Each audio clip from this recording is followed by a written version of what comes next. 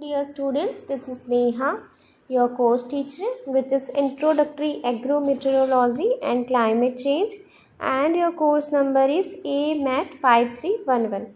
Okay, so our today's topic is forms of condensation. Okay, so in our previous lecture we had already discussed and we had already seen that what is condensation, how condensation is created. Okay, and some examples of the condensation as the perspective of our agriculture and daily life also. Okay, so in this lecture we will discuss about the forms of condensation. Okay, so there are different forms of condensation. Okay, so first is condensation near the ground. Okay, जो condensation हमें ground में दिखाई देते हैं, that means they are some dew, fog, mist and smoke and frost are condensation that they are categorized in near the ground, जो हमें ground surface में या above the ground through at certain kilometer जो हमें दिखाई देते हैं. ठीक है, these are the condensation near the ground. And the second one is condensation in the troposphere. ठीक है, जो हमें clouds दिखाई दे रहे हैं. Then formation of the clouds, how clouds are formed in our troposphere. It is also the very best examples for the condensation. Okay, so we will discuss these all and we take one by one. Okay, so we take first one, which is dew. Okay, so let us start. Due क्या होता है, हिंदी में इसे ओश कहते हैं. Okay, सो condensed, कल हमने example देखा था कि जो वाटर है जब गैशियस फॉर्म से कूल सरफेस से कूल सरफेस से जब वो टकरा के गैस फॉर्म का जो मटेरियल है वो लिक्विड फॉर्म में चेंज हो जाता है, that is known as condensation.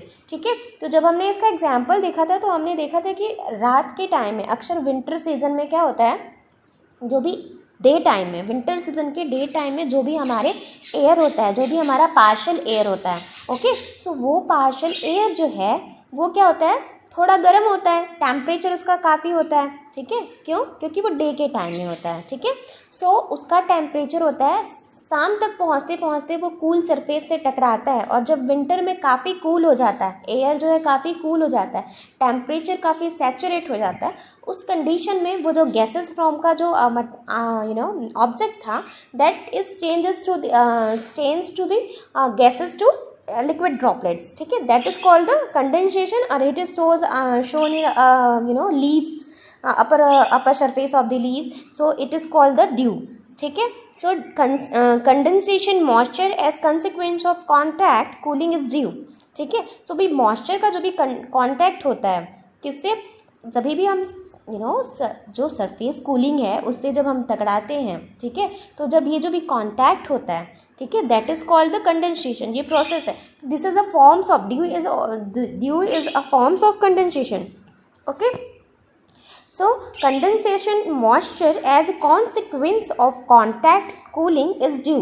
ठीक है, कूल के कांटेक्ट में वो जब वाटर ड्रॉपलेट्स के रूप में, छोटे छोटे ड्रॉपलेट्स के रूप में लुकलाइज एज अ पर्ल, ठीक है, जो मोतियों के जैसे दिखाई पड़ता है हमें विंटर सीजन में. बेसिकली हमें ये विंटर सीजन में ज़्यादा देखने को मिलता है क्योंकि कूल होता है. क्या कूल होता है, एटमॉस्फेयर का भी कूल होता है. ठीक है, atmosphere is quite cool as compare to summer season and rainy season. Rainy season में काफ़ी ह्यूमिडिटी होती है, ठीक है, रात में भी, तो वो चीज़ें हमें नहीं देखने को मिलती है.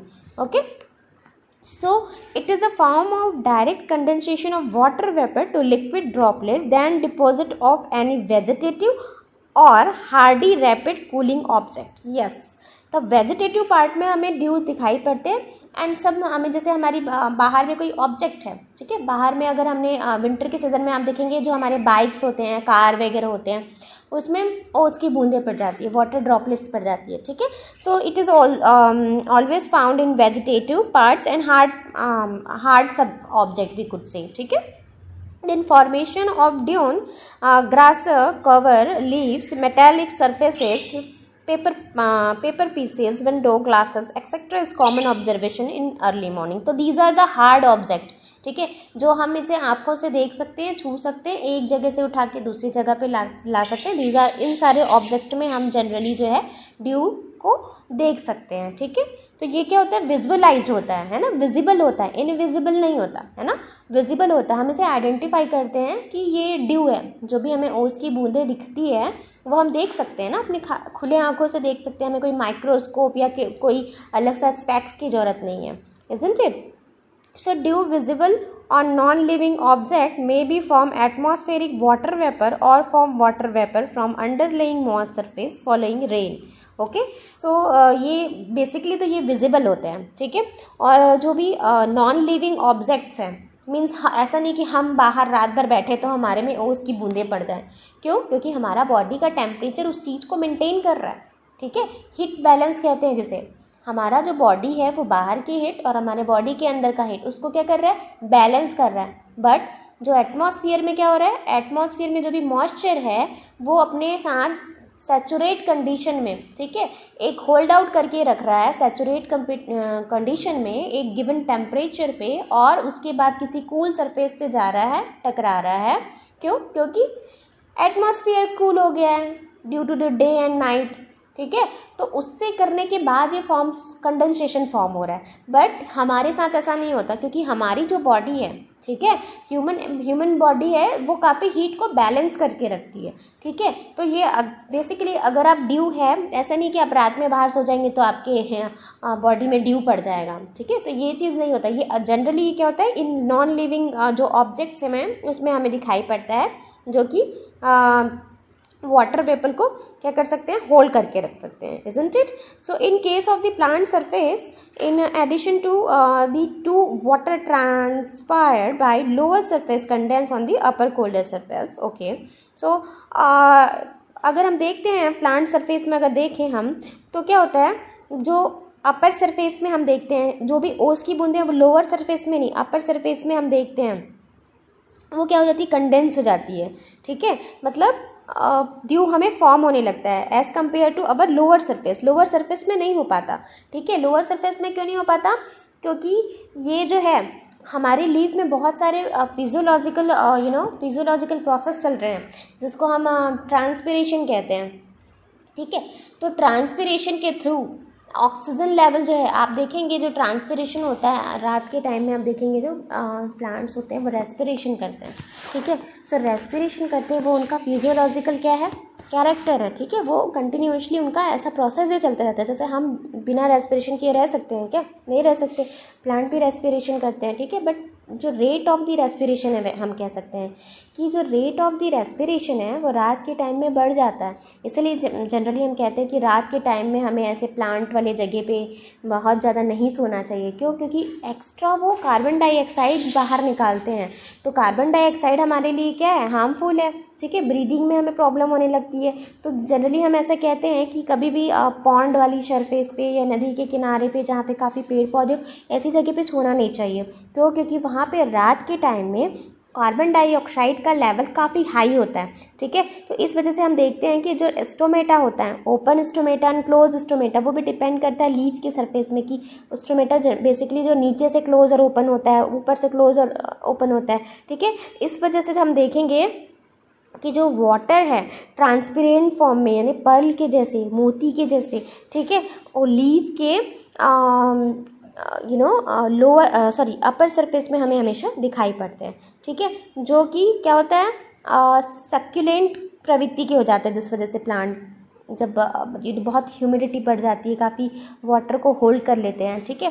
तो जब बहुत ज़्यादा ओस पड़ता है, आप देखेंगे बहुत ज़्यादा जब ठंडा हो जाता है मौसम, तो बहुत से क्रॉप को नुकसान भी पहुंचता है, क्योंकि वाटर को वो काफ़ी ज़्यादा होल्ड कर लेते हैं, जितना उनको रिकमेंडेशन नहीं होता, रिक्वायरमेंट नहीं होता, ठीक है। तो ये प्रॉब्लम हमें देखने को मिलती है। Moving on, so favourable conditions for dew formation are, favourable condition क्या है जिसमें हम ड्यू फॉर्मेशन होता है या कंडेंसेशन की प्रोसेस है वो इंक्रीज़ होती है, हम कह सकते हैं।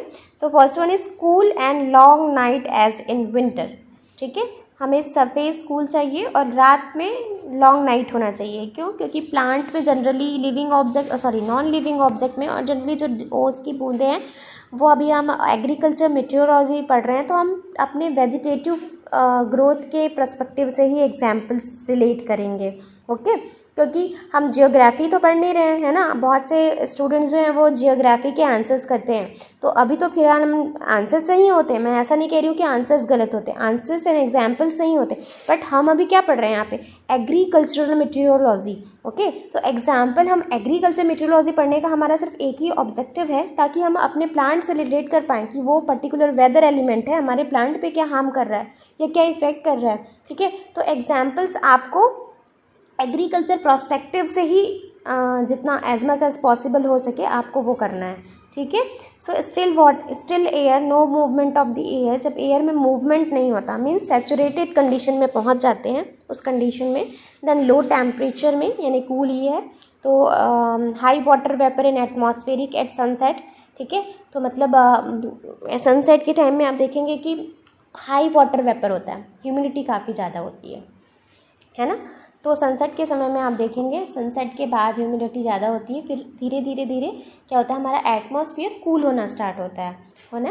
तो जब कूल होना स्टार्ट होता है तो वही ह्यूमिडिटी जो है या ह्यूमिड एयर जो है कह सकते हैं, मॉइस्चराइज्ड एयर जो है, ठीक है, वो क्या करता है, कूल सरफेस से बाइंड अप होके एक कंडेंसेशन में ड्यू जैसा वाटर ड्रॉपलेट्स फॉर्म कर लेता है। इसलिए हम कहते हैं कि condensation is the process of the process in which the gases form of the some air moisture जो है वो गैसेस फॉर्म में है and changes into liquid forms. ठीक है, वो लिक्विड फॉर्म में चेंज हो जाती है, तो हम ये यूजुअली उसे कह सकते हैं। Okay, so dew is important in agriculture and ecology in several ways. ठीक है, so foliar absorption of dew is an important factor in survival of natural vegetation in arid region. Then the dew benefits dryland winter crops like wheat and gram, especially at reproductive stage. Okay, so जो foliar absorption होता है, foliar absorption इसलिए बोल रहे हैं क्योंकि due जो है वो ज़मीन पे नहीं पड़ता है। ठीक है, वो वेजिटेटिव जो भी हमारे ग्रोथ होते हैं ना, लीव्स होते हैं, स्टेम्स होते हैं, तो उसी पे ड्यू फॉर्म होता है, सॉरी ड्यू पड़ता है। ठीक है, तो बेसिकली अगर हम देखें तो फोलियर एब्जॉर्प्शन ही हो रहा है ना। तो ड्यू का जो है वो बहुत ही इम्पॉर्टेंट फैक्टर है। क्यों? क्योंकि ये वेजिटेशन को काफ़ी मतलब क्या करता है, मॉइस्चर बनाए रखता है हमारे प्लांट में। ठीक है, तो मॉइस्चर बनाए रखता है, तो ये अगर हम देखें तो काफ़ी इंपॉर्टेंट फैक्टर है। कई बार ऐसा भी होता है कि वो सर्वाइवल जो कैपेसिटी है उसको कम भी कर देता है, क्योंकि कुछ प्लांट्स होते हैं जो बहुत ज़्यादा पानी होल्ड करके नहीं रख सकते, तो वो फिर सक्यूलेंट प्रवृत्ति के हो जाते हैं और लीव्स उनके गल जाते हैं, फिजियोलॉजिकल प्रोसेस नहीं हो पाता है, ये भी हार्म करते हैं। ठीक है, सो बहुत कुछ भी चीज़ एक्सेस अमाउंट में अगर हो रहा है, चाहे वो कोई सी भी चीज़ हो, ठीक है, तो कोई भी चीज़ अगर एक्सेस अमाउंट में है यानी वो टॉक्सिक है हमारे लिए, isn't it? Okay, so the dew benefits dryland winter crops like wheat and gram. अब ड्राईलैंड विंटर क्रॉप में इसलिए क्योंकि वो मॉइस्चर को होल्ड करने में मदद करते हैं। ओके, तो बेसिकली हमें रिप्रोडक्टिव में स्टेज में ये मॉइस्चर की ज़रूरत, हम रिप्रोडक्टिव स्टेज में हमें, आप वीट का अगर आपने कल्टीवेशन पढ़ा होगा तो जनरली वीट को 6 इरीगेशन की ज़रूरत पड़ती है। ठीक है, तो उसकी जो इरीगेशन है, ठीक है, तो वो इरीगेशन है वो डिवाइड है कि आप CRI स्टेज में दे रहे हैं first irrigation, then first second irrigation vegetative growth में दे रहे हैं, देन आफ्टर फ्लावरिंग टाइम दे रहे हैं, फ्रूटिंग टाइम दे रहे हैं। ठीक है, तो स्पेशली रिप्रोडक्टिव स्टेज में मॉइस्चर की काफ़ी ज़रूरत पड़ती है व्हीट एंड ग्राम को अगर हम देखें तो। ठीक है, तो उस कंडीशन पे काफ़ी बेनिफिट होता है ड्राई लैंड विंटर क्रॉप के लिए। ठीक है, moving on, dew reduces transpiration losses of water and minimise crop water requirement. ठीक है, अब देखिए मैंने जो बताया कि जो अपर सरफेस में लीफ के जो हमें ड्रॉपलेट्स दिखते हैं, water droplets which is due, जो कि ड्यू होते हैं। ठीक है, सो ये जो ड्रॉपलेट्स हैं, ठीक है, ये जो ड्रॉपलेट्स जो हमें दिखाई पड़ते हैं, जो नॉर्मली जो ट्रांसपिरेशन है, स्टोमेटा का जो भी ओपनिंग और क्लोजिंग प्रोसेस है वो upper surface of the leaf में होता है। ठीक है, फोटोसिंथेसिस की क्रिया भी उसी में होती है, क्योंकि अपर सरफेस में ही सोलर रेडिएशन होता है। क्लोरोफिल तो यूनिफॉर्मली सब जगह होता है, बट जो एब्जॉर्प्शन कैपेसिटी होती है वो अपर सरफेस में सोलर रेडिएशन पड़ता है, इजंट इट? सो ये क्या करते हैं, जब ड्रॉपलेट्स जो हैं, ठीक है, जब ड्रॉपलेट्स हमारे लीव सरफेस में ऊपर आ जाते हैं तो क्या होता है, स्टोमेटा के जो भी ट्रांसपिरेशन में बहुत ज़्यादा वाटर लॉस होता है ना, loss of the water from the leaf surface is called transpiration. ठीक है। तो वाटर लॉस क्यों होता है? क्योंकि रेस्पिरेशन करते हैं, हमारे जो प्लांट हैं वो रेस्पिरेशन करते हैं, ठीक है। अब रेस्पिरेशन जो होता है, रेस्पिरेशन का अगर आप इक्वेशन देखें तो कैसे होता है रेस्पिरेशन? वाटर के प्रेजेंस में होता है ना, तो उस कंडीशन में ये होता है कि वाटर काफ़ी लॉस होता है, तो वाटर लॉस को कम करते हैं, रिड्यूस करते हैं, ठीक है। जिस वजह से हमें वाटर, जो हमारा जो क्रॉप वाटर रिक्वायरमेंट है, ठीक है, जो हमारा CWR कह सकते हैं, क्रॉप वाटर रिक्वायरमेंट जो आपका है उसको मिनिमाइज करता है। Then increase humidity due to dew formation in the crop canopy, accelerate pest and diseases buildup, ठीक है। देखिए, अब हर चीज़ का everything has pros and cons, मैं हमेशा से कहते आ रही हूँ कि सभी चीज़ का लाभ है और हानि भी है, ठीक है। तो वो ह्यूमिडिटी या वाटर CWR को वो क्या कर रहे हैं, कम कर रहे हैं, ठीक है, मिनिमाइज कर रहे हैं, जो कि अच्छी चीज़ है। But at the same time क्या होता है, जब बहुत ज़्यादा ह्यूमिडिटी हो जाती है, जो ड्यू जो है वो ह्यूमिडिटी को इंक्रीज़ करते हैं, है ना। क्यों इंक्रीज़ करते हैं भाई? लिक्विड फॉर्म में आ गया है, फिर उस पर हमारा सोलर रेडिएशन होगा, एब्जॉर्प्शन होगा, तो ह्यूमिडिटी क्रिएट होगा, है ना। तो ह्यूमिडिटी क्रिएट करते हैं, तो बहुत से इंसेक्ट्स और पेस्ट हैं वो उस ह्यूमिड में ही अटैक करते हैं, उसी में उनका बिल्डअप होता है और वो अपना लाइफ साइकिल जो है, ठीक है। तो ह्यूमिडिटी वाले फेजेस में आप देखेंगे बहुत से इंसेक्ट्स लगते हैं। बेसिकली आप देखेंगे, अगर जनरली आप देखेंगे तो जो एफिड है, जैसिड है, ठीक है, इसका अटैक जो है हमेशा आप देखेंगे ह्यूमिड वाले, मतलब ह्यूमिडिटी फॉर्म जहाँ पे आ गया वहाँ पे काफ़ी मात्रा में ये अटैक करते हैं, ठीक है। अब एफिड और जो जैसिड अटैक करते हैं, तो कैसे अटैक करते हैं? हमारे प्लांट में बल्क में अटैक करते हैं, isn't it? बल्क में मतलब वो झुंड में आते हैं, जिसको हम कंट्रोल करना हमें काफ़ी मुश्किल हो जाता है, ठीक है। फिर हमें इंसेक्टिसाइड्स का कंट्रोल करना पड़ेगा। ये बहुत सारे जो एफिड जैसे जब हमारे प्लांट्स को ऐसे ख़त्म कर दे, वेजिटेटिव ग्रोथ को ही ख़त्म कर देते हैं, तो फ्लावरिंग फ्रूटिंग तो हो ही नहीं पाती है, ठीक है। तो ये सारे फॉर्म जो है वो भी ड्यू की, तो किसी भी चीज़ को अगर आप एक्सेसिव यूज़ करें या एक्सेसिव मात्रा में कोई हो, ठीक है, सो क्या होगा? अब जैसे कि ड्यू फॉर्मेशन अगर एक्सटेंसिवली हो रहा है आपके एटमॉस्फियर पे, ठीक है, तो वो क्या है? हार्मफुल है। बट वो अगर बैलेंस में है, ठीक है, वो अगर बैलेंस हो रहा है, तो it is also useful for our crop plants, for our canopy of the crop plants, ठीक है, फॉर क्रॉप वाटर रिक्वायरमेंट्स, ठीक है। इन सारी चीज़ों के लिए ट्रांसपिरेशन को बैलेंस कर रहा है। सबसे मेजर इफेक्ट क्यों ने ये किया कि ट्रांसपिरेशन बैलेंस कर रहा है, वाटर लॉस कम हो रहा है, ठीक है, क्योंकि ट्रांसपिरेशन के प्रोसेस में काफ़ी वाटर लॉस हो जाता है। ओके, सो आई होप आप सबको ड्यू जो है वो समझ आ गया होगा और एग्जाम्पल्स भी समझ आ गया होगा। तो नेक्स्ट टेस्ट में आप एग्जाम्पल जो मेंशन करेंगे वो एग्रीकल्चर से रिलेटेड मेंशन करेंगे, ठीक है। ऐसा नहीं कि कुछ भी लिख देंगे आप कि कार में ड्यू पड़ रहा है। एग्जाम्पल बिल्कुल सही लिखा है, एग्जाम्पल बिल्कुल आप सही लिखते हैं, पर मीटीरियोलॉजी से एग्रीकल्चर से रिलेटेड मुझे एग्जाम्पल चाहिए, क्योंकि अभी हम we are studying in meteorology, agriculture meteorology, not geography and meteorology. Okay, so example are in perspective of our agricultures. Okay, so ये जितना possible हो सके आप करेंगे। Moving on. Okay, then fog. Now what is fog and how it is formed?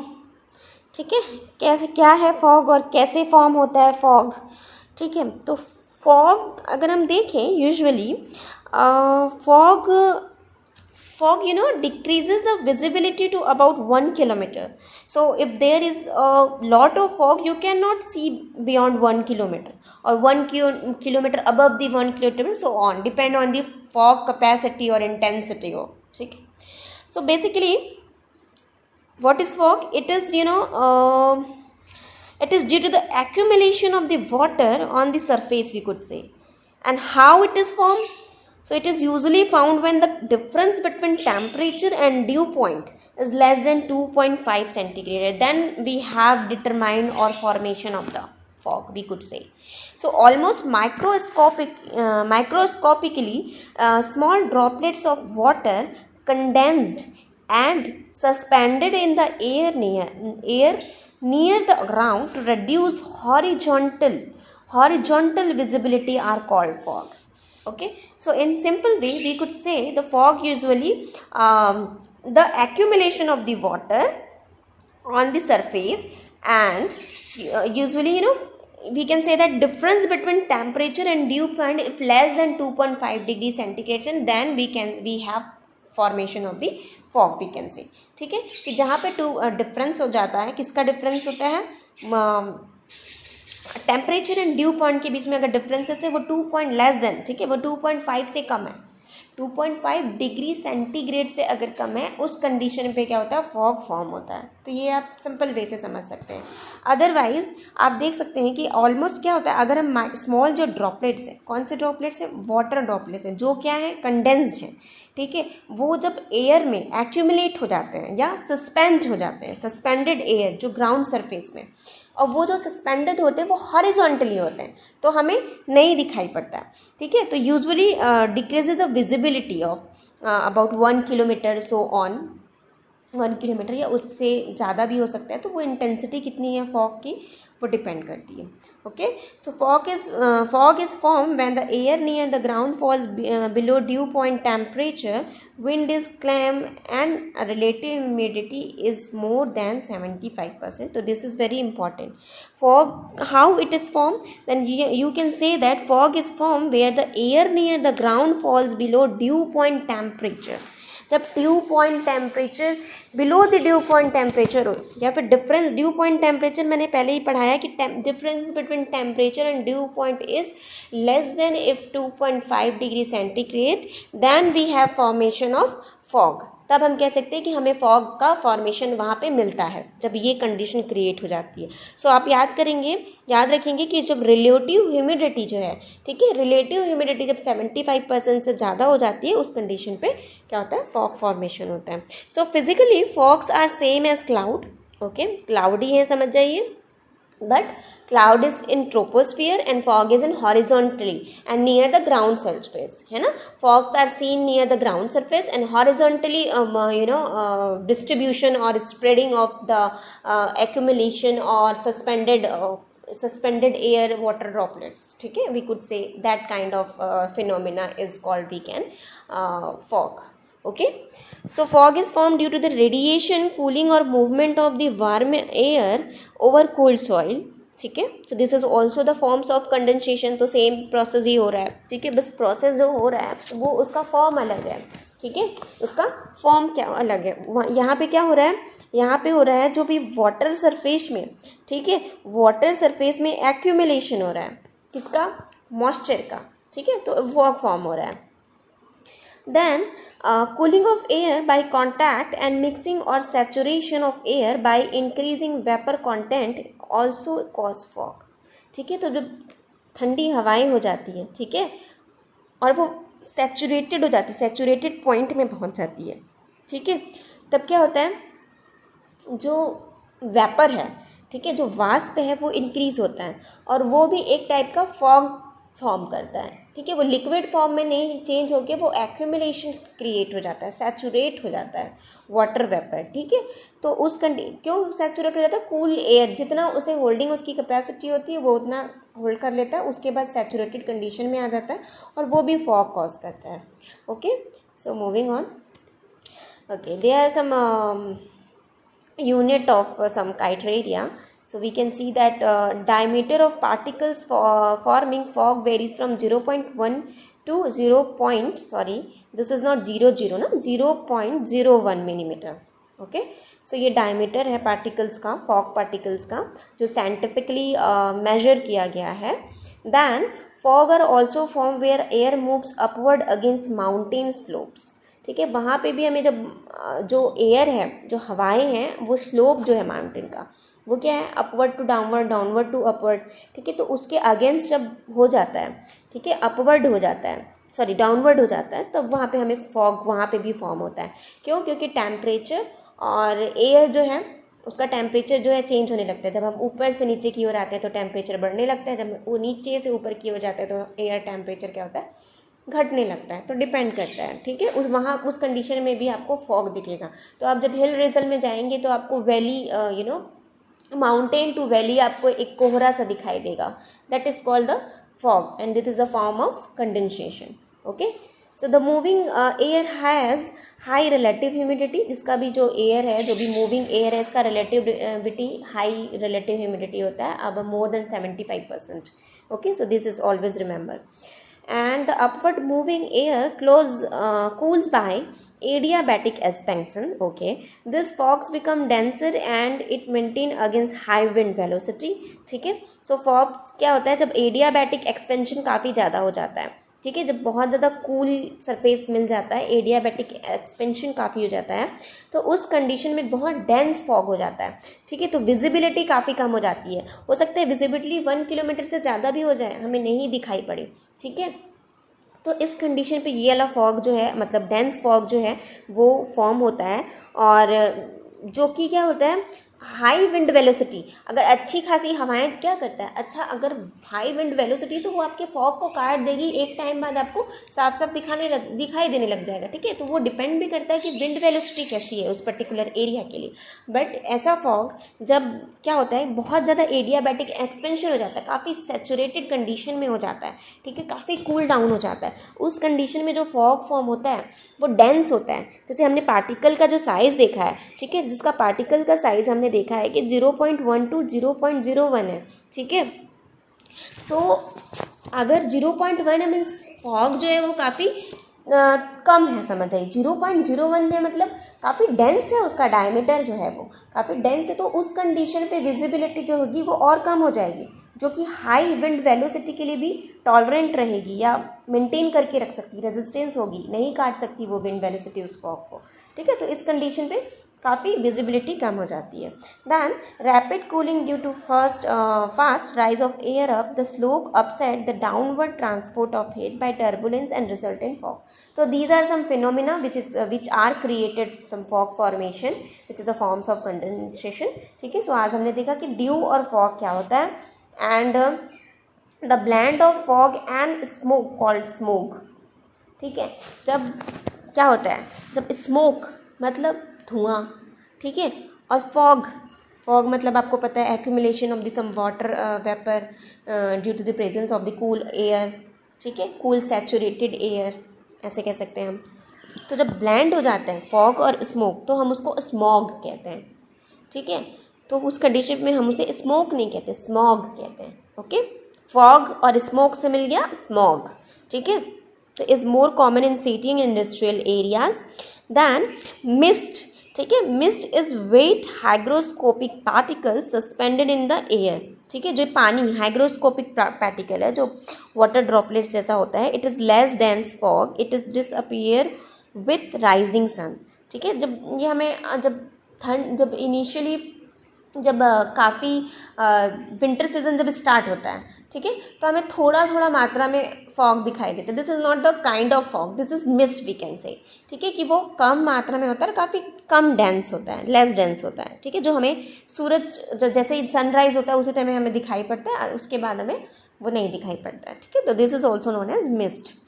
Fog is the important source of moisture for natural vegetation. Okay, it can be benefit crop through its contribution in water balance maintenance. ठीक है, तो ये भी water balance करके रखने का काम करता है। But everything has pros and cons, जैसा कि मैं हमेशा से कहते आ रही हूँ कि फॉग ज़्यादा मात्रा में हो जाएगा तो क्या हो जाएगा, इनविजिबिलिटी कम हो जाएगी, ठीक है। तो फॉग जो है वो ठीक है वाटर बैलेंस को मेंटेन कर रहा है, बट इनविजिबिलिटी को भी बढ़ा रहा है, हमें कुछ दिखाई नहीं दे रहा है। तो बहुत सारे चीज़ों में बहुत एक्सीडेंट्स हो सकते हैं, ठीक है, या हो सकता है कि हम फील्ड तक ना जा पाएँ, या फॉग की वजह से हम हर्बिसाइड्स, पेस्टिसाइड्स या जो फील्ड ऑपरेशन है वो हम नहीं कर पाएँ, ठीक है।